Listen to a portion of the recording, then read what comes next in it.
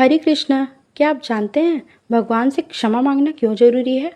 तो आइए देखते हैं अध्याय 11 के श्लोक 44 में अर्जुन श्री कृष्ण से क्या कहते हैं। तस्मात् प्रणम्य प्रणिधाय कायं प्रसादये त्वां हमीशमीड्यं पितेव पुत्रस्य सखेव सुखयो प्रिय प्रियाया हर्षि देव सोढुम। आप प्रत्येक जीव द्वारा पूजनीय भगवान हैं, अतः मैं गिरकर सादर प्रणाम करता हूँ और आपकी कृपा की याचना करता हूँ। जिस प्रकार पिता अपने पुत्र की ढिठाई सहन करता है या मित्र अपने मित्र की घृष्टता सह लेता है या प्रिय अपनी प्रिया का अपराध सहन कर लेता है, उसी प्रकार आप कृपा करके मेरी त्रुटियों का सहन कर ले। अर्जुन भगवान श्री कृष्ण के विराट स्वरूप को देखकर घबरा गए थे।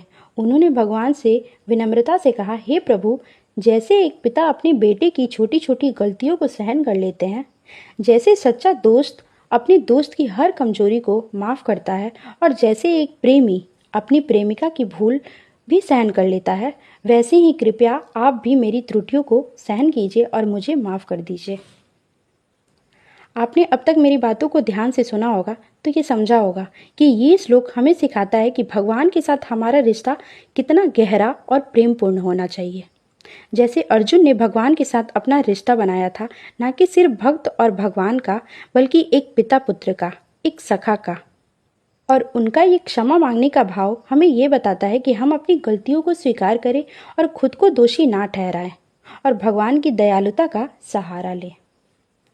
यहाँ हमें यही सीख लेनी चाहिए कि क्षमा केवल दूसरों के लिए नहीं, बल्कि अपने लिए और भगवान के सामने भी जरूरी है।